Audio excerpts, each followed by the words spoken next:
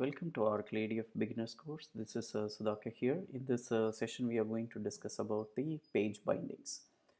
Now, in the last session, we created one master detail page. We will use the same to understand how the binding works in Oracle ADF. This is one of the topic which many Oracle ADF developers doesn't understand or doesn't know. So we will try to uncover certain things about the binding in this session. Now, whenever we create a page and drag and drop the data control view instances, the collections, all those things, what will happen is it will create a binding. So from the binding, it acts as a intermediary between the UI components and the business services. In this case, the business service is ADF BC. Even if it is web services or SOA, OBIE, all those stuff, still the bindings would be created. From the bindings only, using the EL expressions, the page will access the data. The data access is actually bidirectional in nature. It can send information to the business service as well as pick up the information from the business service. To understand that, I just put together one PowerPoint presentation. Here you can see that the page is there and the DB table is there. Now on the page, we use the EL expression to specify, say, bindings dot certain field dot the value or something like that, and that is going through the binding container. The binding container has different kinds of bindings: the value binding, attribute level binding, action level binding, all those, and the iterator binding. All those things are there in the binding container. This binds in case of ADF BC as well as other business services to a data control. From in case of ADF BC, the data control actually points to the application module. Then the application module has view instances inside that, and through that it goes to the entity object to the DB table. This arrow is actually, you can reverse this arrow. The information fetched from the DB table also goes through this layer and then shown in the page as a value using the EL expression. So that's how the overall structure, where the binding container plays a vital role in encapsulating the information between the business services and the UI components. Let us go back to the page and understand what it has done. These bindings are nothing but collection bindings.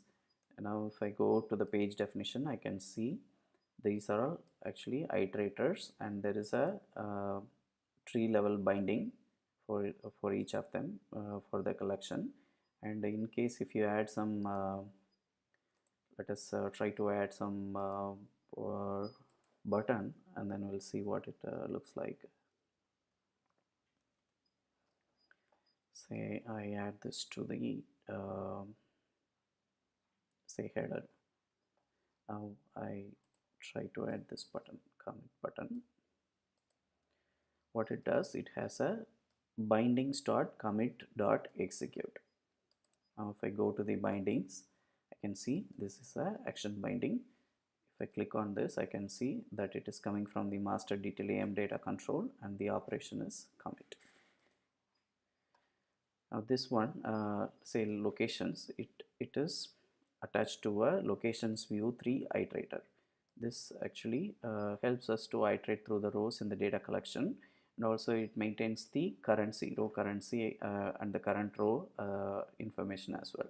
Now this iterator actually points to a collection in the data control. Now this is the main file which has the information, in this case the executables are the iterators and then the bindings, and also it has a action binding. And you can also have value binding in case if you have dragged one field, as say for example this is dragged as a text input with a label. I see this is the input text. It references bindings dot region name dot input value. Now this will be appearing as a value binding. Now let us go to the page definition and see this is a attribute value binding.